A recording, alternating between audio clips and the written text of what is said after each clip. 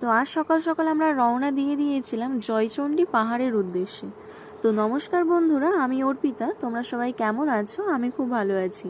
তো এই পথ দিয়ে যাওয়ার পথে, এটা ট্রেনেই যাচ্ছিলাম, তো একটা গানের কথাই মনে পড়ছিল। কী গান বলো তো? থাক থাক, তোমাদের অত কষ্ট করে মনে করতে হবে না, আমি বলে দিচ্ছি।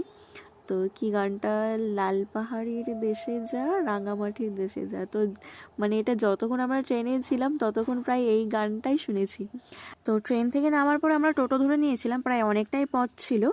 তো এই যে পাহাড়টা দেখতে পাচ্ছ তোমরা, এটাকে দেখার জন্যই মনটা পুরো উদ্বেগ হয়ে উঠেছে। তো যত কাছে যাচ্ছে ততই মনে হচ্ছে যে কখন পৌঁছাবো কখন পৌঁছাবো। তো শেষ পর্যন্ত আমরা পাহাড়ে পৌঁছেই গেলাম। তো এই পাহাড়টা ছিল প্রায় অনেকটা উঁচুতে, প্রায় 400-500টা সিঁড়ি বেয়ে আমরা তারপরে এই পাহাড়টা দর্শন করতে উঠেছিলাম।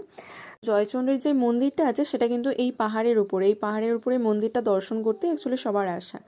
তো টাটা বাই বাই, দেখা হচ্ছে নেক্সট ভিডিওতে। ভিডিওগুলো ভালো লাগলে লাইক, কমেন্ট অ্যান্ড শেয়ার করে দিও।